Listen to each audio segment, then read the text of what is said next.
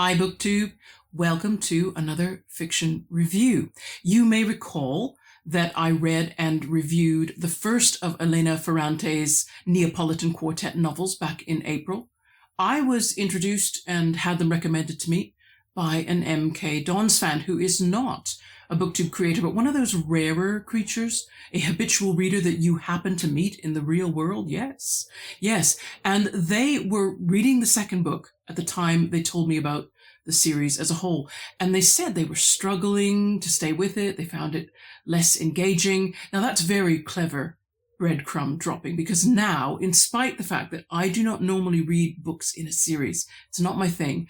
But of course, not only now am I going to read the first book, but because someone has said, oh, the second, it's a little, not sure about it. Of course, I'm going to have to read the second book. I'm going to need to know, do I feel the same way about this or no?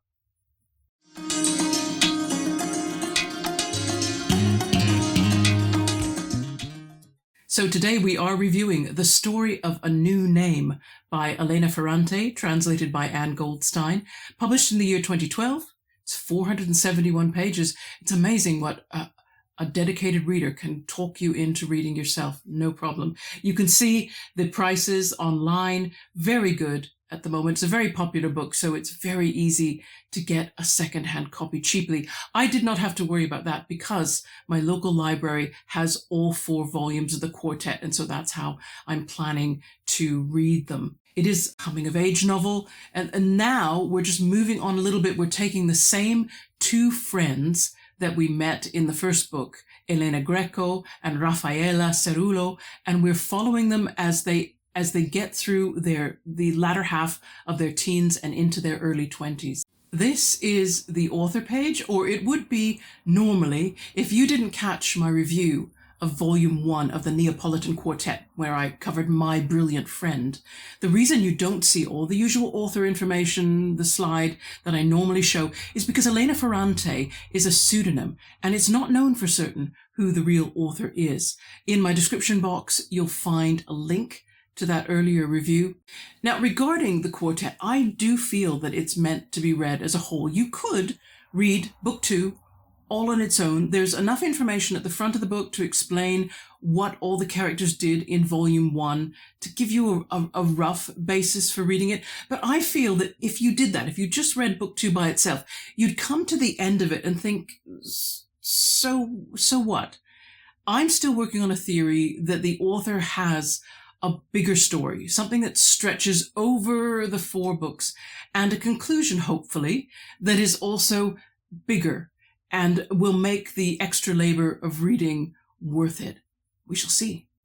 Regarding the setting here, if you read Book 1, you'll remember that we rarely ventured outside of Naples, but now the 2 friends, Elena and Raffaella, or Lila as I'm going to call her, they're 16 and their friends are about the same age, and so horizons are beginning to expand. You have young men who have to leave home for a period of service with the army. In fact, I did a bit of Google research and learned that in Italy, compulsory military service was not changed until 2005, which is quite late. Others go to university. Elena Greco, for example, spends 3 years in Pisa, which is a 6-hour train journey to the north of Naples.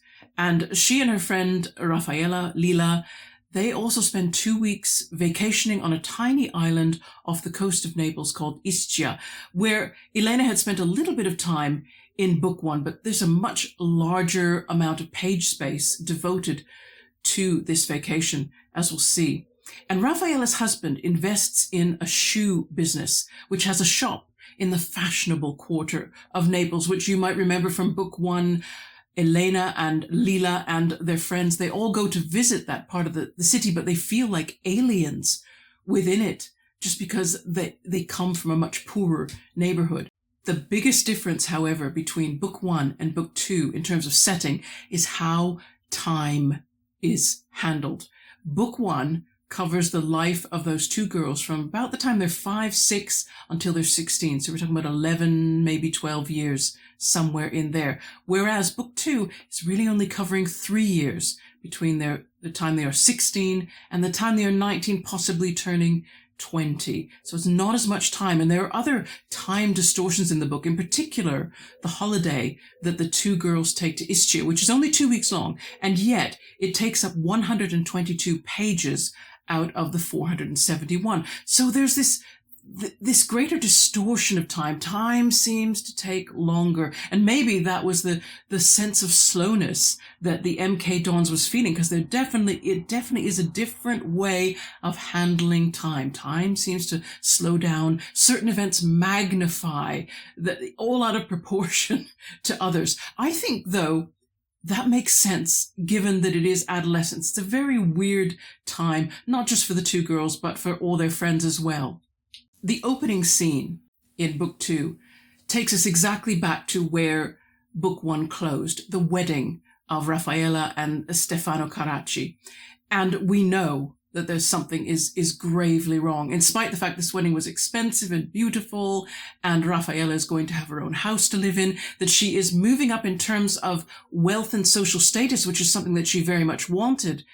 Nevertheless, something is wrong. And so Raffaella's arc or story shape throughout the book is very different than Elena's. I'm going to put up on screen now one of the graphs that Kurt Vonnegut suggests that people draw to work out for the characters in a story how good or bad are their circumstances throughout the novel. And if you can see here, and I've tried to roughly draw from memory Raffaella's story, you see that the ups and downs are considerably more dramatic. It's more seismic, if you like. However, they reach their highest point, almost going off the graph. I was trying to indicate a level of happiness that is too much. It's a little hysterical. It's a little bit unrealistic, and it's doomed to go down again. And it does. And so at the end of Book 2, Raffaella has undergone an incredible fall from where she started. Whereas Elena, if you were to graph her story, for the better part of the book,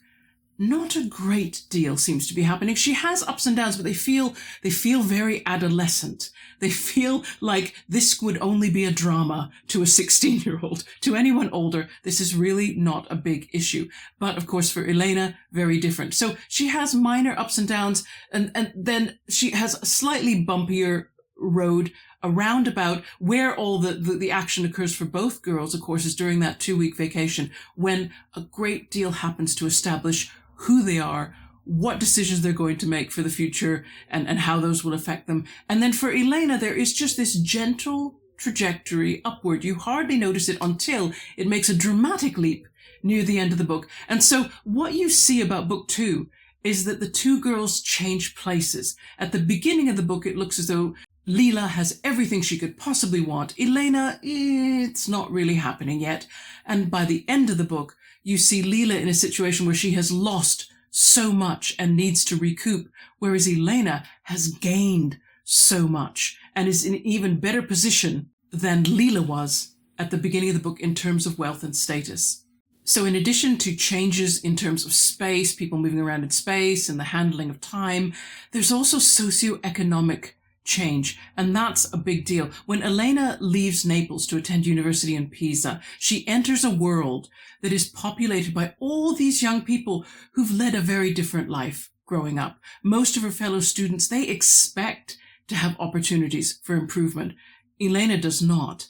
They have money. One of the scenes that caused me the most tension was the social build-up toward a very important dance that was being held at the university. Now, all the other young women around her are talking about what they will wear because they have a choice, or they're talking about going shopping for new clothes. For Elena, she cannot afford more than the few unfashionable dresses that she brought with her as a freshman.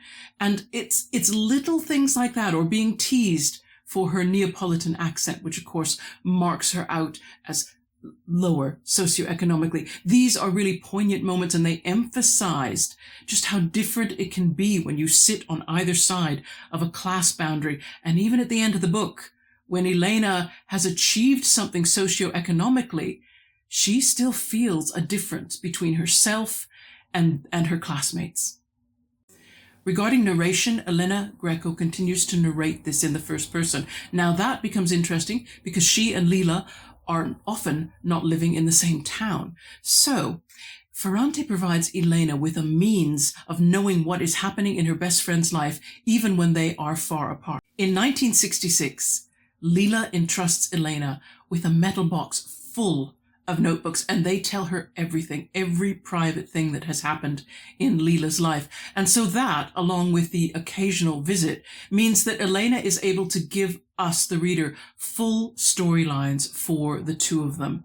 And though it may not seem the case, when Elena and Lila have their last meeting, which occurs on page 462 to 465, both young women seem to be poised to make names for themselves, new names, and all by using languages, but not the same language. And I won't say any more because that would be a spoiler.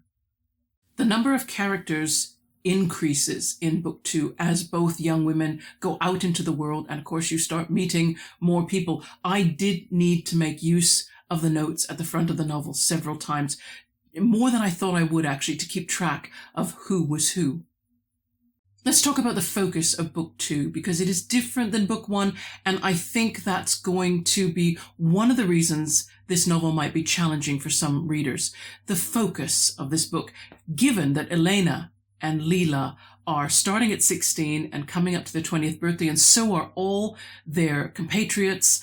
The focus of all their energies, you can imagine, if they're not thinking about how they're going to make a living, the focus is on finding a partner. Therefore, the novel is full of couples getting together, breaking up, finding new love interests, worrying about whether they will or won't find or keep a love interest, helping their friends find a love interest, and so on. And this is another reason why I strongly dislike the cover art that the Europa edition paperbacks use. This, I'm going to put it on screen now, is what they chose for the cover for book 2. I think it's meant to attract readers who are expecting romance in that traditional fictional genre sense of the word. Now, those readers are in for a terrible time. Very few of the romantic attachments turn out to be good ones. Few of them are honest. Most are entered into for selfish reasons on one or both sides. You're going to be frustrated by the sheer lack of self-awareness and lack of foresight, lack of good communication between the partners. And because of this, I'm so sorry, everyone, but the sexual encounters, which are mostly hinted at, but a few are described in more detail than you're going to want. I can only speak for myself, but that's because these are not pleasant. These are not romantic. They are not exciting. They are excruciating. I dreaded the build-up to them, and I desperately wanted them to be over before they even started. You know, it's the kind of reading that you do out of a sense of duty to literature and not because you think you're going to get any pleasure from it. And that's a compliment, by the way, in case you're thinking, oh, are you saying this book is bad? No, it's scathingly honest about what was very likely the possibility for love amongst young people in a working-class neighborhood in Naples at that time. Our young characters, they're still those war babies born in the midst of violence and fear and poverty, and they didn't experience much tenderness or concern or honesty when they were growing up. So one of the things I enjoyed as I read this novel was watching Elena and Lila gradually work out through trial and error what love should be like. How should it really feel? We can't do a review of book 2 without talking about the title, The Story of a New Name. What does it mean? I found several meanings throughout the novel, so I'm just going to share the thoughts that came to me as I was reading. Firstly, of course, it reflects Lila, Raffaella Cerullo, who she marries and she acquires a new name. She becomes Signora Carracci, and she finds out exactly what status that name gives her, what it gives to her, but also what it takes away from her. Also, you can think about the Cerullo family themselves and their shoe-making business, which has been running for generations. And at first, it's helped by funding from the Solara family, but eventually that commercial marriage becomes an unequal partnership, with the Cerullos losing more than they gain. And then, of course, to a lesser degree, perhaps, the title refers to babies who are born. It's time for another new generation to arrive on the scene. Again, new names. But mainly, I think, the story of a new name is about Elena.